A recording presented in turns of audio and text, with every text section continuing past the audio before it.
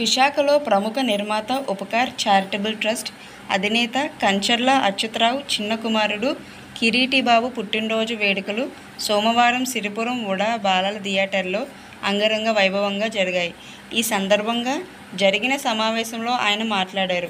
సేవా కార్యక్రమాలతోనే సంతృప్తి లభిస్తుందని ఆయన అన్నారు. యువకులకు క్రీడల్లో ప్రోత్సాహం కోసం క్రికెట్ టోర్నమెంట్లు కూడా నిర్వహిస్తున్నామన్నారు. ఉపకార్ చారిటబుల్ ట్రస్ట్ ద్వారా సేవలు నిరంతరం కొనసాగుతాయని పేర్కొన్నారు. ట్రస్ట్ ద్వారా ఇప్పటికే వేలాది మంది ప్రజలకు పలు రూపాల్లో సేవలు అందిస్తున్నామని మీడియాతో మాట్లాడారు.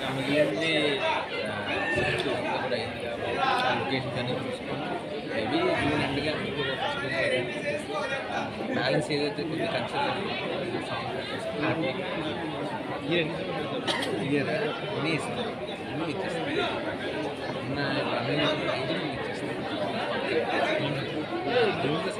అంటే భీములు ఏంటంటే మాకు కొన్ని దాంతో ఒక అంటే టైం ఇస్తాం. సో ఆస్కర్ పంపిద్దాం అనే ఉద్దేశంతో అది చూస్తాం. టైం పీరియడ్ అనేది మాకు సెట్ అయితే అంటే అది ఏంటంటే ఎట్లా ఉంటుందంటే టైం పీరియడ్ జూన్లో పడితే జూలైకి వాళ్ళకి సో అవన్నీ చూసుకొని ఒకటే తప్ప దాన్ని డెఫినెట్గా వస్తుంది. ఎందుకంటే అందరికీ నమస్కారం. ఈరోజు మా ఉపకార్ చారిటబుల్ ట్రస్ట్లో అందులో ఒక లెటర్ అయినటువంటి మా 4వ అబ్బాయి ఉపకార్లో కే ఏదైతే ఉందో ఆ లెటరు మరి కిరీటిబాబు ఈరోజు 13వ పుట్టినరోజు జరుపుకోవడం జరుగుతుంది. మరి ఈ పుట్టినరోజుని అంటే మా యొక్క ఫ్యామిలీ మెంబర్స్ తాలూకు పుట్టినరోజులు ఏవైనా 10 మంది మధ్యలో జరుపుకోవడం, అందరికీ అందరి ఆశీస్సుల్ని తీసుకోవడం మాకు మొదటి నుంచి ఆనవాయితీ.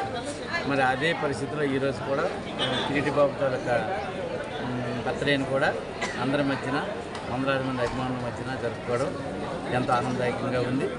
మరి ఈ బాబు పుట్టినరోజు అనేది మాకు పెద్ద బాబు యశ్వంత్ ఎలాగో తను కూడా అలాగే ఫీల్ అవుతాం.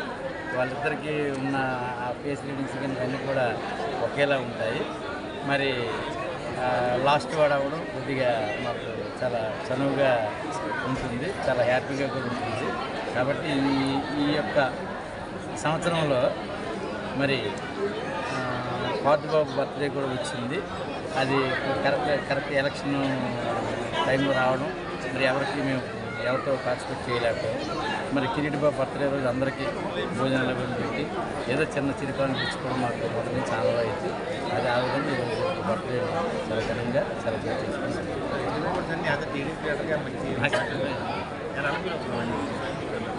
అయితే ఇది మొదటి నుంచి నేను చెప్పుకుంటూ వస్తున్నా, కూటమి అనేది 100కి 200% విజయం సాధిస్తుంది. నా యొక్క ఎగ్జిట్ పోల్ అనేది కొంతమంది పెద్దలు నన్ను వెరీ బిగినింగ్లో అడగడం జరిగింది. అడిగేటప్పుడు నా ఎగ్జిట్ పోల్ మీకు కూడా రేపు రిజల్ట్ వచ్చిన తర్వాత నేను నా సెల్లో ఎవరికైతే పంపించానో అది నా దగ్గర పదిలంగానే ఉంటుంది కదా, అది ఏ రోజు పంపించాను, ఎలక్షన్ మరుసటి రోజు, ఎలక్షన్ రోజు నాడు కొన్ని పంపించాను. నా ఎగ్జిట్ పోల్ ప్రకారం ఏంటంటే 110 నుంచి 120 సీట్లు ఖచ్చితంగా కూటమికి వస్తాయి. ఇది ఇన్ వరస్ట్ సిచ్యువేషన్. అదే వేవ్ కానీ వచ్చింది అంటే 140 సీట్స్కి అదనంగానే కూటమికి వస్తాయి. అలాగే తెలుగుదేశం కూటమి ఏదైతే ఉందో రాష్ట్రంలో అధికారం అనేది చేపట్టబోతుంది. ఎందుకంటే మరి ఇప్పుడున్న పరిస్థితుల్లో మరి చంద్రబాబు నాయుడు గారు తాలూకా మేధాశక్తి, ఆయన తాలూకా చాణక్యత ఎంతో అవసరం మన రాష్ట్రానికి.